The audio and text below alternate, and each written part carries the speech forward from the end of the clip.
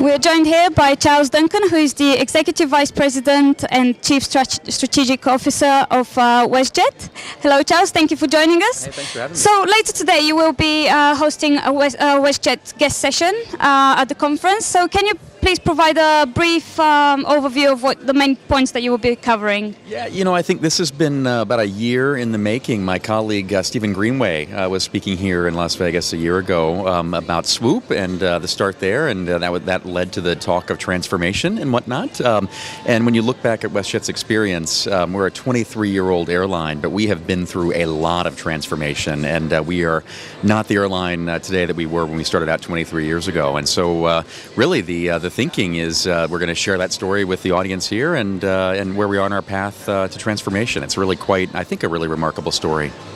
Thank you. And can you highlight any of the projects that you have been working on as part of the transformation strategy? There have been so many. Probably one of them is our transatlantic expansion, where back in 2014 we started with 737s. We were one of the first operators of 737s to fly across the Atlantic, and then a couple of years after that we bought 767s, so our first wide-body airplane.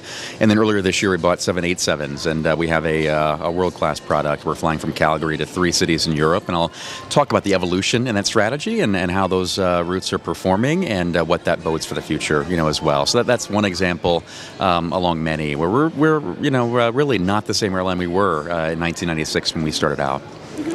Okay, and do you perhaps have a piece of advice that you can give to airlines and even airports that are taking on their transformation projects now as well? Yeah, I think the single biggest piece of advice or most important is just to get started.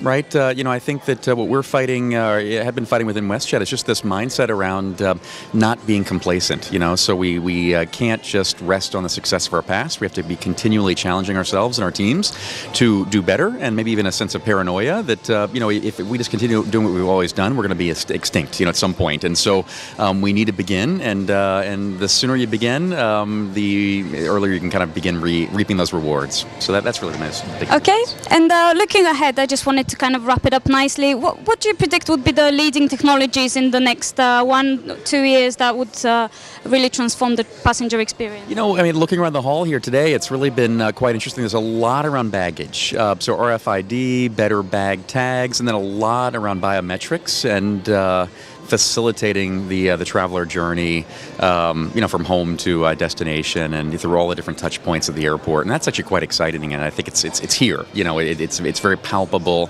and it's exciting to think about. So I'm ready for that. Ready for that near future. Okay, thank you, Charles. Thank you very much for the comments.